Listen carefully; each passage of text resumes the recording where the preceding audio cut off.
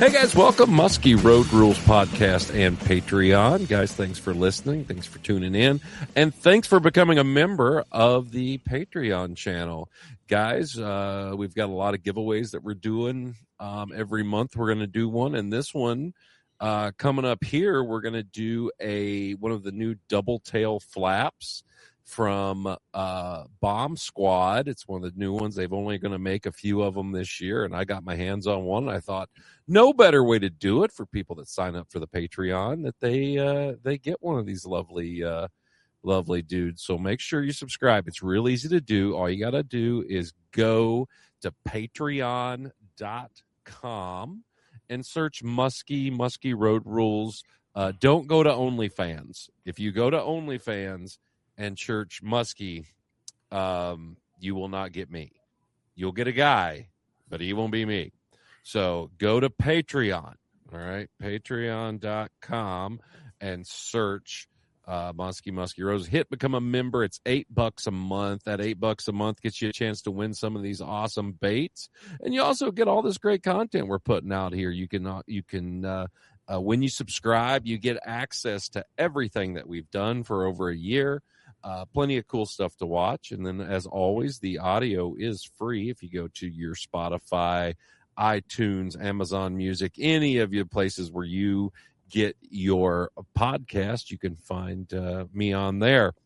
Tonight's podcast got a new guy on. Let me bring him up here. We got Mr. DJ Chupita. Did I say that right? You got it. Chupita. There we go. I was when I was practicing before you came on. I go Chalupa, Chupita, Chaput. No, that's not right. I answered all of them. So well, you're like me. Dumb fuck. I raised my hand. So I'm ran into you at the Milwaukee Muskie show. You had a booth just down from me a little bit, and you were forced to watch my giant television and fish catches from the last couple years. And and I did have the UK basketball game. I got to watch a little basketball. So yeah, you got to watch a little bit of the UK basketball game because I was able to figure that out, which I was very proud of myself that I actually got that working. But no, it's how did the Milwaukee show go for you? Went good. Attendance was way better, I thought, than last year. So it was nice. There's no snowstorm or anything, but it was good. Cool. Yeah, no, it went. I thought it was pretty well. I thought there was quite a few people there. Man, I'm blurry. What is going on here? Hold on. There you go, folks. For you guys that like the blurry, it's even better. Now I'm not blurry, which is probably upsetting a few. The Hinterland Musky Guides. You were there. Was that your guide service booth, or were you representing like Minocqua as well? Yep. So I was there with the guide booth, and then I've also been working with the Tourism Bureau of the Minocqua area, which covers Minocqua, Hazelhurst, Woodruff, and Arborvita. 4 small towns all in the Minocqua area, kind of nose to tail from each other. So if you're driving through, they're all right there. So I'm based out of Minocqua and been working with them the last few years, and teamed up to introduce some more people to the Minocqua area and get some people on the boat. Sure. No, I mean, that Minocqua area was actually the first area I'd ever fished in Wisconsin was the Minocqua area. My first Wisconsin muskie actually came out of, is there an upper and lower Minocqua? Or There's 5 or 6 lakes on the chain. So there's like Lake Minocqua, Kawagasaga, Lake Tomahawk, Mid Lake, Little Lake Tomahawk. Yeah, that fish came out of the thoroughfare, the channel going between Minocqua and Kawagasaga.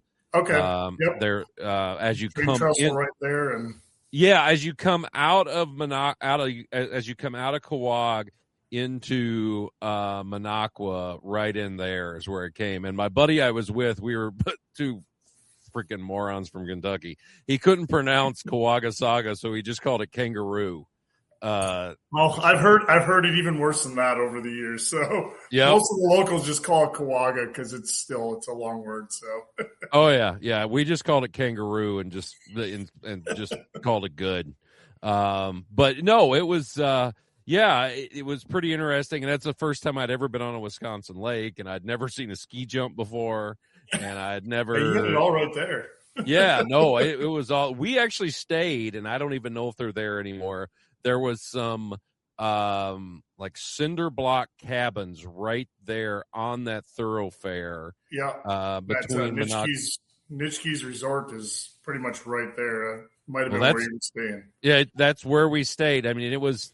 I don't know if they're still there or not. If they're still there, concrete. But I mean, these things ain't blowing over in a tornado. Let me tell you. And but yeah, that's where we stayed. And this would probably been back in like 97, 98.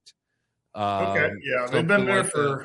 They're there and still going. It's kind of funny always in Minocqua area. It's like there's a lot of mom and pop and small resorts and stuff that are still there that have been there well beyond my time. So it's kind of cool to live in a little resort town where you got small town feel, but yeah, we definitely get an influx of people in the summer, which helps out the guiding business for sure. It's is Bozaki still there? It is. It's now called the Boathouse, and it's actually closed for almost a year to get completely renovated. So, okay. When I was there, I met a couple of the dandiest lesbians I'd ever met in my life, and they were ready to party. Yeah. And it was funny. I Eastern Kentucky, we don't get many lesbians, and there I was like, wow, what is going on in Wisconsin? It's always funny to tell people, I'm like, Minocqua is a very small town, but in summer it becomes a giant melting pot, which makes it a very exciting place. You don't get to see many places this far north, but the town explodes. It's definitely a tourist destination, and it's growing over the years. But it's also, like I tell people, like in the booth the last couple of weeks, it's an awesome launching pad for family vacations where you still can go fish. There's, I think 250 musky lakes within an hour drive of Minocqua. So you can send the kids to town with the wife or go shopping in that, and you can sneak out for a day of fishing, and everybody's still happy at night. Nobody got left behind. So it's a pretty cool lesbians. Place. And yes, if that's your thing. Although the boathouses or Basaki's is closed now, so I'm sure they found a different place. Thirsty Turt Whale or something. Thirsty Whale, yep, that's there. Another one. Yep, we were there. No lesbians. But it was a little rowdy later at night, but it's a good place. Yeah, that's what I thought. But no, it was it was interesting. It was a lot of fun. That was back when they used to do the Raleigh and Helen's tournaments years ago. One of the first at the time, I think it was the first like big money tournament that there was. But again, like I said, that was back late 90s. And that was, I'm dating myself there. That was a long time. I was getting out of high school in the late 90s, so I wasn't quite into it yet at that point. Sure. I get it. So, well, let's talk about it. What is your musky fishing history? When did you get your first fish, and how did you get into this deal? Yeah, so I grew up Manitowoc, Green Bay area, Wisconsin, so central eastern part of the state. And my great-grandparents back in the 60s actually bought a cottage on Lake Tomahawk, which is right outside of Minocqua. It's actually on the Minocqua chain. Yep. So I grew up coming up there in my summers and that, learning how to fish and starting small and that. And I actually had a senior year project that we were going to mount a fish. That was high school class. I grew up in the middle of nowhere, Wisconsin, so it's taxidermy was not something that we had in school, but no, I came from a small school too. Our class project was to wire a building, and we had those classes too. This one was just a little bit more fun. So yeah, no, mine they let me wire, and when they flipped the power on, every light bulb exploded. That's when I knew that I wasn't going to be an electrician. I was really bad at that class, but anyway, your class project was mounting a fish. I love it. Yeah, so went up and what is the most quintessential fish in northern Wisconsin. I went out. I'm like, I got to catch a walleye. So caught a nice 19.5-inch walleye. We froze it, put it on the board. And growing up, I always joke we were meat fishermen as growing up, family of farmers and that. So we didn't go after fish that didn't taste well or weren't easy to catch. It was more quantity over quality. And my grandpa one night was like, well, you want to go out and try to catch a muskie? So I was like, well, of course. I'm like, why not? And so we grabbed the biggest spinning rod we had with some 30-pound mono, probably. I couldn't even tell you what the stats are on this rod because it was probably older than me, and I think pretty much everything was at the time. But went out to the first bar. We had our fishing ski boat with no electronics, no trolling motor, no nothing, just did a wind drift. And within about 8 minutes, we put a 46 in the boat, which is actually the replica that's up there because it was my first fish and my grandpa guided me. So if you can kind of see over that corner. I see. No, I was going to ask you about that fish up there. So the story is the replica is there because we saved the fish. This is back late 90s, a little different. And I was 17 at the time. Kept it. And back in that day, there was no internet to order supplies from. So I had to do a mail order fish mold from, I couldn't even tell you who that was anymore. Ordered it. Never showed up. Needless to say, it sucked, but the fish rotted away in the high school freezer after it was scuffed out. So got rid of it. But I always said, I'm like, it was my first muskie. My grandfather's no longer around, but that fish there is the reason I am where I am. So after that, I caught a few more. It took a while to catch anything near that big again, but I ended up getting into the racing thing in the early 2000s. So I moved to North Carolina from 2004 to 2019. And I ended up working for a race team, NASCAR and IndyCar, and I was a pit crew member for a while and ended up starting to do some guiding, and that got really big into it. And you probably know a little bit about this, like North Carolina border. I did a lot of New River float trips and a whitewater raft is how I kind of started cutting my teeth again. And doing the headwater trips, and I did smallmouth and musky trips, and I really started enjoying it, and it was perfect with the racing. And then kids got older, and I convinced my wife from North Carolina that moving to Minocqua, Wisconsin would be an amazing idea with all of the snow and the cold. And so we moved up here in late 2019, and my brother-in-law, who's the other guide in Hinterland Musky Guides, was starting to do a little guiding here. And I was like, well, I really enjoyed the guiding thing. I wanted to keep going. And honestly, this is about one of the best places in the country. You can actually, guide and go and fish and be on the water every day. So we started that up late 2019. COVID was a bit interesting. So our first year wasn't all that great, but it's always good to start it. Yeah, it's always good to start a business during the biggest pandemic we've had since the early 1900s. Well, you know where the lows are at that point. Yeah. Yeah. It's always good to know the bottom. Yeah. So it started there, and then we've been moving up ever since, and it's really been taking off, and we've been having a blast. And it's up here is probably one of the coolest areas I can ever imagine of having a chance to guide out of. I mean, it's really nice. I mean, I enjoyed guiding in North Carolina and that, but not having to watch river levels and paying a farmer $5 to go sneak through his cow fence to go dump the raft for the day. And did you ever fish like what was it, Hungry Mother? Oh yeah, Hungry Mother, and I always forget the other one, but they're the two little Virginia lakes you're talking about. Yep. Those have become a little more popular over the years because that's where everybody goes when the river blows out. Yeah, and they're only a couple hundred acres apiece, but there's some decent fish in those lakes. It's fun, but I used to fish, or I have fished over in the Asheville area with some friends of mine in the Nolichucky. Yep. And French Broad is the French Broad. Yep. And there was actually a couple lakes in North Carolina as well. There was, the James, Lake James, which Adger is one to fish. Yep.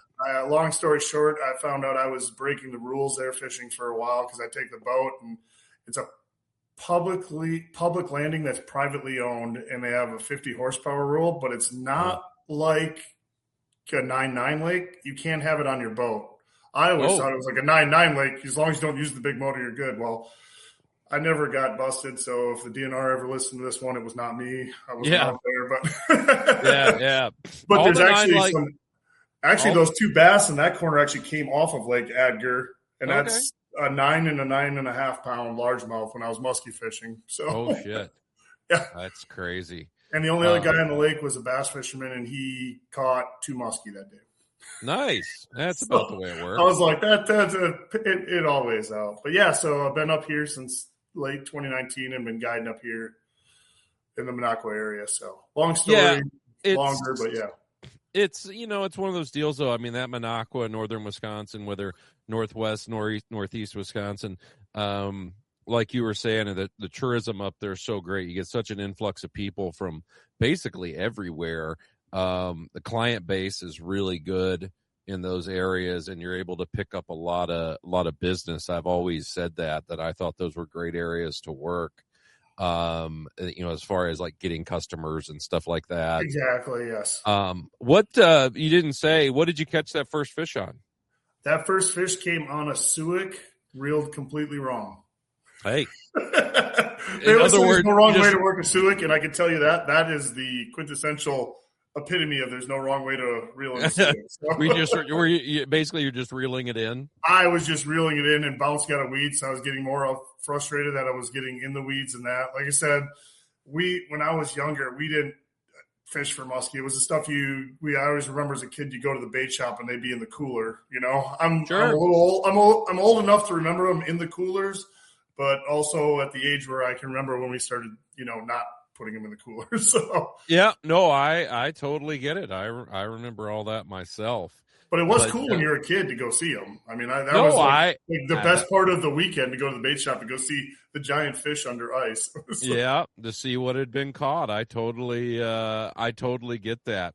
So let's talk a little bit here. You're fishing that northeast Wisconsin area, and everything. And you sent me. I had you send me some bait pictures here, maybe some mods and stuff that you've done. We'll start out here with one of when I got into musky fishing. So this would have been like in 92, 93 when I caught my first one, and was totally hooked on it and stuff. This bait just totally fascinated me, and I don't know why. There's no reason for it to. I'm guessing you know which one that one is. So I don't have to see the picture yet, but but it's actually, I don't know if you want the hog wobbler. Yeah. That bait was just, and I don't know why. I don't know why I was so fascinated by it, but I had to get one. So I had Raleigh and Helen's catalog. I'd saved my money up, and I gotta have a hog wobbler, and I got it, and I don't know what I was expecting, but yeah, I'm like, well, here we go. And I threw it, and didn't catch much on it at first, but it became it's still to this day one of my favorite lures, as far as like, I caught so many big fish in Minnesota on these things, and especially the husky size one. Yeah. But the smaller one like this, I've done well on as well here. Obviously, you must like it. What can you say about it? Yeah. So, I mean, it's definitely an old school bait. Like, I've got the one here in my hand. Flaptails have become really big, and I do use flaptails. Like the MK65 is an awesome bait that I've been using for a while.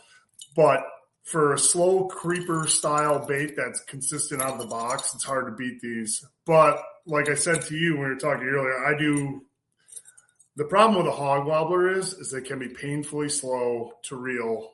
Otherwise, they blow out. Sure. So I'm not the creator of this mod by any means, but I enjoy it.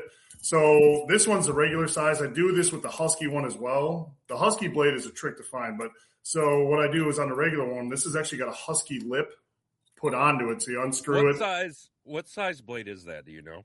On the front of this thing, You're asking the wrong guy. It's whatever the husky hog wobbler has. Because how I do it is I usually buy them in pairs. I buy a husky and I'll buy a regular one, and I take the blade off, the front lip off of the husky, put it directly on the other one, and then getting the other one. Last time I bought like 5 or 6 from Lure Parts Online, I think it was. I can't remember where. They make one even bigger than that's on the husky, so you can do this same thing with the husky. It's the biggest lip I've ever seen for the husky one, and this is just a husky. So I don't know the sizes. I mean, back in the day, I always assumed the husky was like a number 9 blade. So that's what's on this one then. This would be a number 9, and there is one bigger even that comes on the husky. 10, 11, I'm not sure. But I've never seen a bigger one. But the biggest reason we put that bigger blade on the front is you can double the speed on this thing without it blowing out. Okay. It'll pull down and it'll go. So you don't have to, Yeah, sometimes they want them slow, but the biggest thing on this is you can use this as a bait that you can use it almost like a topwater bait, like a search bait, instead of just using that painfully slow on it. So we run that, and then I also just started putting these small, this has got a Colorado blade on it. I put whatever on it, and it's just literally this thing sounds like a sack of nickels when it's reeling through the water. It's popping, clinging, tanging. But the biggest thing that I've done is upsizing that blade on this thing to make it go faster. So you're not so painfully slow on that. But yeah, definitely a forgotten about bait. I still see a lot of people buy them in northern Wisconsin. I don't know about using them, but yeah, client bait as well. When you don't want to just have to reel a plop bait all the time, when you want something a little different. I really like walk the dog baits, but there's sometimes not enough time in the end of the evening to get a client or somebody who's never used one before. It's just something different and a lot cheaper than a lot of the custom creepers that are out there nowadays that you can go. No, those the hog wobbler, I love it, man. I've caught in the early Mille Lacs days. That was what we caught. A lot of really big fish on. A lot of fish near 40 pounds came on hog wobblers, the husky one especially. Yeah. And right at dark or just after dark, those baits were really something. Them and the globes came on a little bit later, but no, those hog wobblers, man, those things were pretty awesome. There was the guys out there. I cannot remember their names. They're from Minnesota. Oh, it drives me crazy. I think his name was Eric. They trolled those after dark. I can see that. Like I said, especially if you upsize that bill on it, you'd be surprised how much faster you can go.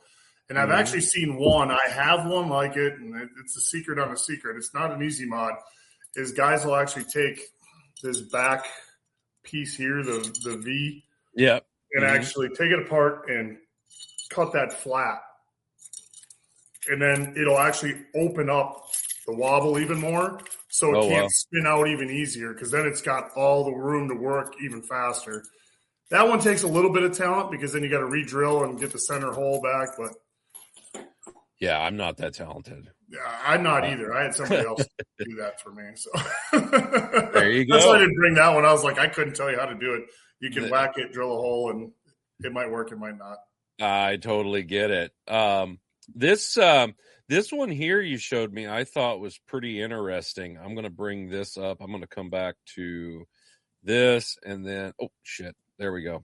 The M9, which the Mimic 9 you said last year was a great bait for you. Yeah. And I like this, how you're changing the blade color. This is something that I have done this. And it has worked for me. I just want to hear how you're doing it, but go ahead and kind of explain this one. So Mimic 9, as you can see, the orange one there, it's a standard blade. The yellow blade here is actually a gold blade. This is actually from my last trip in Canada Lake of the Woods.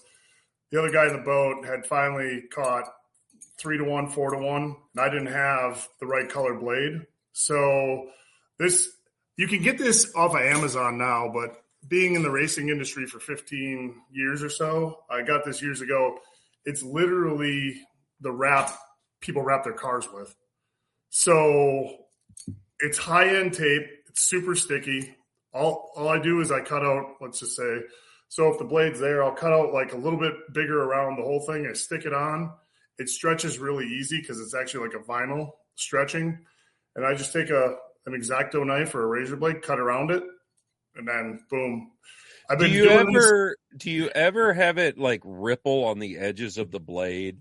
No, like this stuff is made by 3M. I'm sure you can get really, really cheap stuff that probably gets water, but the trick is if you get it on there and pull it and stick it down tight, I've never had it come off ever or lip up. Okay. And it's really forgiving because it's like a vinyl. You can stretch it. So I stretch the heck out of it. It's not expensive because it's funny because this actually started in my North Carolina days when I couldn't just go to a store and buy bucktails. Mm-hmm. So if there was a blade color that was going, I started using this. Also, for anybody who's going to Canada, this is the easiest way to cut down on baits in a box, or if your buddy's beating one, and they make every color. I carry chartreuse, orange, and green. Those are like the three. If I don't have it in the standard, it's a super cheap, ineffective way. I mean, and if this blade really works well, you can always buy it in that color and have it for later, but it's a nice on the fly. We actually was a group of guys up in Canada, I want to say 3 years ago I was with, and I moved about 5 or 6 fish on a double 10, but it was orange and gold blade, and nobody had that combination, but I had the orange tape, and we put it on there the next night. He caught a 49. So I was like, nice. Now, dumb luck or that, but it's a cheap, easy fix. Like I said, I looked a couple of years ago and somebody was asking about it. You can buy it on Amazon. Mm-hmm. It's now that cars are wrapped so many times. It's all it is it's vehicle decal wrap. I mean, we used to wrap the race cars in it. So those are colors from whatever car that I just kept remnants of. But it's a cool, easy trick.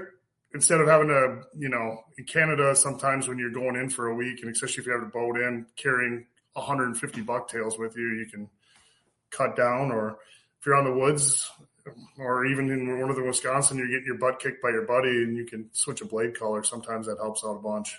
Sure. No, I like that. Because I've done that with some of the witchcraft tape. The problem with the witchcraft tape, I don't think we can pull it like what you're saying. No, this stuff, you can stretch the heck out of it. Like you can almost, I'd say, pull it a quarter to 5/16 of an inch further. So like I'll pull it down over it and then cut it so it's shrunk tight. And if you're really worried about it, you can take your lighter or your mini torch and just kind of go over it to soften it up and just push it down. Yeah, see, that's I like that better. Like I said, the witchcraft tape that I've used, it bubbles on the edges and it's really bad to peel. Yeah, and that stuff, I will say too, is if you want to take that stuff off, it comes off in one piece, no residue whatsoever. So it doesn't ruin the bucktail. So if you're like, want to go right back, it comes off easy. So nice. I like it. That's a good little hack right there. I definitely like that. And then you got the Mr. Go back to here, and we got our Mr. Tubo here. This looks like one of the 7.5. Yeah, tubes. 7.5. I like to run a lot of the 7.5 tubes up here, just a little bit more. Later fall, and then I'll run with the other ones. I mean, there's times where the big ones work better, but Mr. Bill from Slammer Tackle came out with these, I believe, late last year. It might have been early last year, but I actually have one that's unrigged. He made these tails to go on to any bait you want, but it works really good on a tube, and it's actually slotted. I don't have a bear hook, but you actually take the nose of the hook, you push it up through. Hold it up a little bit. I'm dropping one bait as I'm talking with the other. So it's got this notch in it. Sure. You can see the notch.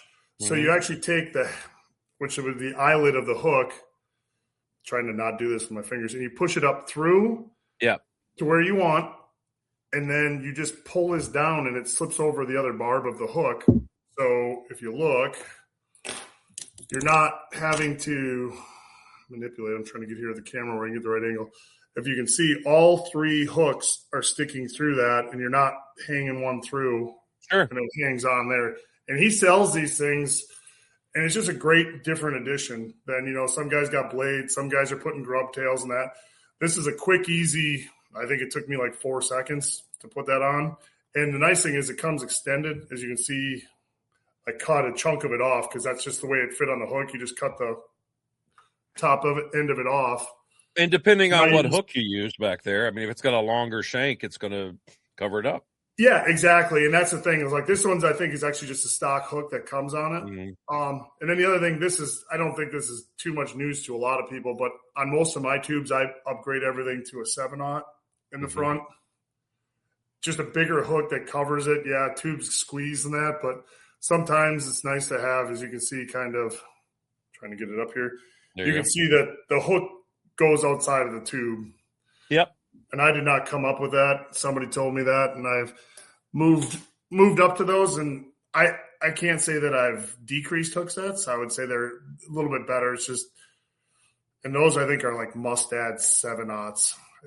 Those some you get those bigger hooks. There's not a lot of availability in the bigger ones, but those seem to work pretty good. No, they're a nice hook. They're also thin shanked or thin wired, so they're easier to penetrate a fish too. Is what I like about that. But yeah, there's a million ways to adjust a tube. I just thought that was kind of something easy and different, and it's easy to pop off. And the nice thing is with those, the way it pops off that hook, you can take it off. You don't destroy the grub tail or whatever. You can just put it right back on or take it off, or you can just swap the hook out. Sure. Whatever you want to do to have that. But it's kind of a nice little addition. Mm-hmm. No, it looks great. And then you've got here the last dude is some of the Bulldog. Those are just like some not many mods on those so much to speak, but those are just more or less top baits that I've had at the last, I don't know. Well, the top one's like the Pit Bull Bulldog, which has been great. The old school walleye has always been a great color in the Northwoods. It's got that gold. It's got that orange for a little bit if it's dirtier water. And then I laugh, but every year it seems like one of my top producing client baits is the shallow 7. I think it's like 7.5 inch, the standard size shallow swimming dog. It's just a great bait, and it's as easy as cast and retrieve. I've played around with pull paws and ripping them and putting blades on them.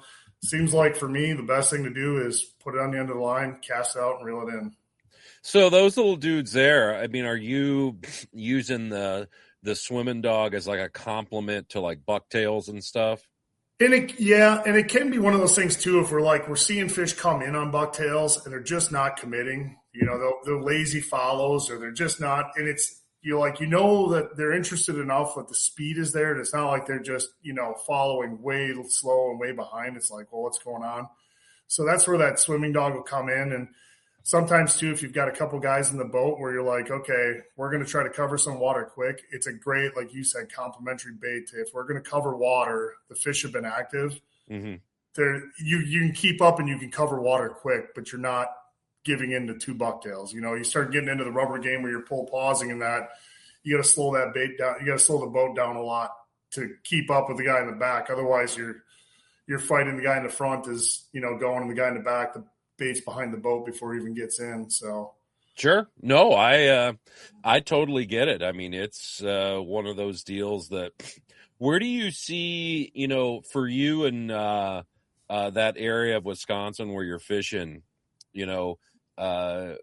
rubber baits, the soft plastics, when do you start seeing those work good for you? Is that something that you are right off the bat all the way through the year? Or is it I'll say, the shallower versions of like the Bulldogs and that with a pro harness, or the shallow swimming dogs, I will start using early. I wouldn't say right off the bat. I'm usually early season. I'm actually doing a lot more pull paws, like your twitch baits and stuff like that, where as the water warms up, I have no problem throwing those because they're not big baits. They're still not in that giant class, and you can still, like a shallow swimming dog, you can slow roll that thing just as easy as speed it up.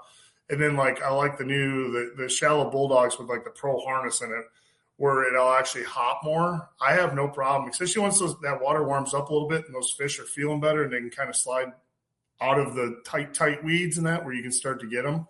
Or on a cold front where, they might slide off into the edge of the weeds where they're just trying to find that warm water. That's where the shallower versions where they're not dropping quite so fast. They got that little bit of extended hang time because those fish aren't going to be, quite so active to be just chasing those things. They're going to kind of want that easy meal.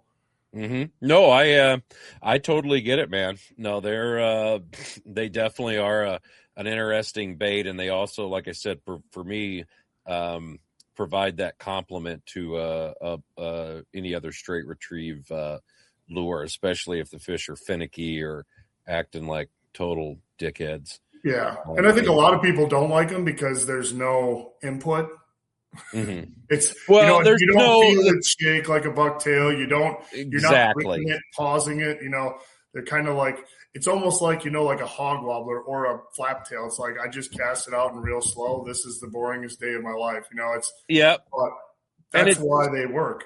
Yeah, and it's kind of like it's like guys that they ask me a lot. I have a lot of guys ask me about dying dogs, the jerk baits, and I'm like, well, I go from the top looking down at it, you can't really see the action the bait has, but from the side, that when you jerk it forward, that undulation and that tail, that thing is really whipping back there, and does a lot of movement. So a lot of this stuff too, you just got to get confidence in. I mean, it's the biggest thing is you're going to catch fish on what you throw. And once you get confidence in something, it's going to definitely help you out towards the end there. Well, let's look at some fish here. Shit, you sent me some pictures. Let's see what we got. We got this guy here. Now, where is that? Is that a northern Wisconsin fish? That's a northern Wisconsin. That one's just over 46 or so. Okay. That's a start of a good hot spell. We always seem to have a really good run up here. It seems like when the late June to early July, we get really hot days. The water up here is nowhere near. We're talking like 72 to 73 degree water, but get a few hot days where it's like in the 80s, hot, humid in that. And that fish right there, that one was on a Ninja tube right there, coming off right on a weed edge, just sliding up. And that's on a pretty high pressured body of water, and that fish didn't have a blemish on it. So that's one of those fish that probably doesn't see a lot of people throughout the year.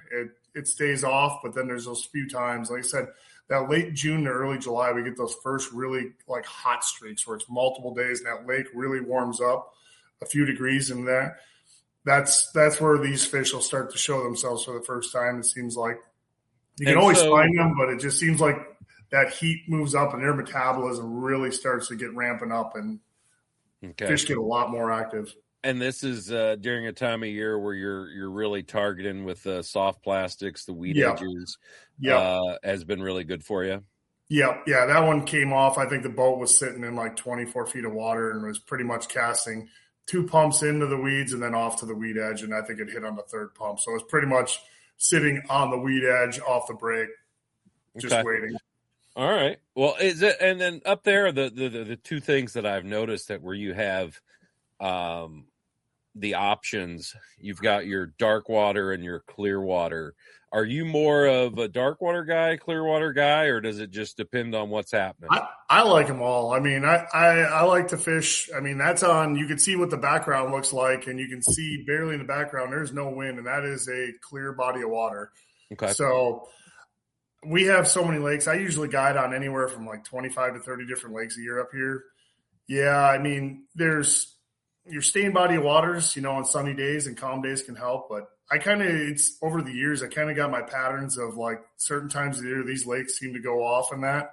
But I mean, I fish clear, green, brown, black water. I mean, I've learned at first I used to use it as a crutch for like, oh, it's sunny out, we're going to stained water, and sure. It's overcast and windy, we're going to clear. But I've learned over the years, it's like you get confidence over time. It's like I never tell anybody that a clear, calm day on clear water doesn't mean that we're not going to catch a big fish. And I mean, this one here, it's getting close to evening on this one, but there wasn't a cloud in the sky all day. So those fish weren't. I mean, the bottom line is they got to eat. Exactly. So, I mean, that's one of the things there. And then you got me this pick here. Is this, did you say this was at the Woods? Yep, that was at the Woods this year. That's the reason that blade that I showed you has got chartreuse on it, because after everybody else kept catching, the guy in the front of the boat was running one for a while, and I was getting my butt kicked. I wasn't even seeing fish, and I was like, well, you're just first bait through. And I'm like, well, I'm put it on. And that was like, I think about 10 casts after I put that one on. I was like, okay. I got to pick his pocket. He missed one. So it was nice to see a fish. But that's where I was like saying that Mimic 9, it's like in guiding, and as well as I do, it's almost like suicide to have everybody casting the same bait in the boat. Sure. But there are times where, and this was one of those very few times where it was like, they weren't going. I mean, I even tried double blades. I was using rubber. I was using top water. I was trying everything. And it was just, I would see one here, see one there. And it was just the guy in the front of the boat. Which was my brother-in-law, so I didn't really feel too bad. But like Screw him. I was like, I'm like, screw it, I'm joining the game, and it didn't take long. Sure. But that was, like I said, when we were fishing, it was that Mimic 9 that it was on fire up in Lake of the Woods. I mean, we were up there for 5 days, and if we didn't see a fish every hour on the hour, we were doing something wrong. And I've been up there many a times where it's been nowhere near that. So also the reason that I decided to switch to that, because I'm like, I know as fast as it's going good, it could turn off at any moment, and I didn't want to be I didn't want to be there without any fun. So didn't want to be that guy. Yeah, exactly. I get that. And then here you're telling me this is your dad? Yeah, that's my old man with his biggest muskie ever caught. And that one's kind of a cool one because that's actually a side scan fish. Okay. We were cruising by looking at stuff, and like all of a sudden it was like, boom, there's a fish. And I'm like, this, and I was telling my dad was pretty excited. He's like, oh, this is in the bag. We've got it figured out. And I'm like, this happens about 25% of the time that we'll even get to see this fish. All of this, with my success rate over the years on side scan, it's about where I feel like I've been. And it was one cast and caught. So that was pretty cool. What did you get that on? That one was actually on a small, I want to say that was actually on a cob. Not a cob. Crane. Crane. There we go. I've got to remember my Southern bait builders here. I'm working through them all here at the one time.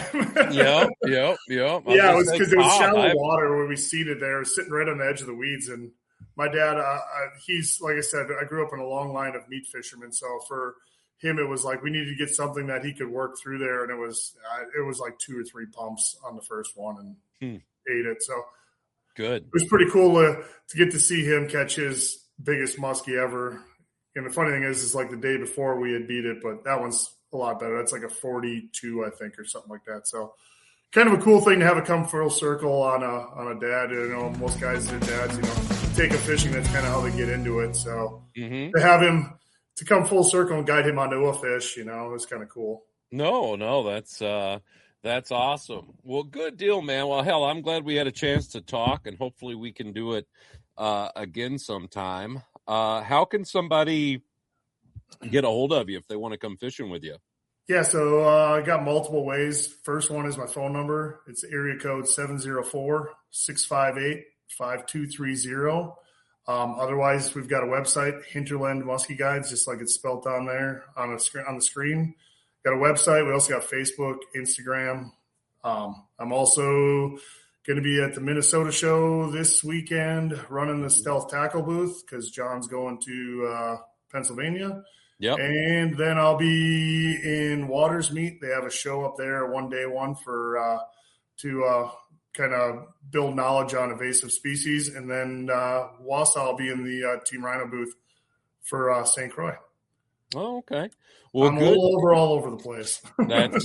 Hey, man, I know the game. I've done it a lot, so I get it. That's pretty awesome. Well, hey, I'm glad I ran into you there in Milwaukee. It was good. I always, if you're in my row, a lot of times you'll end up on the podcast because I got to talk to people.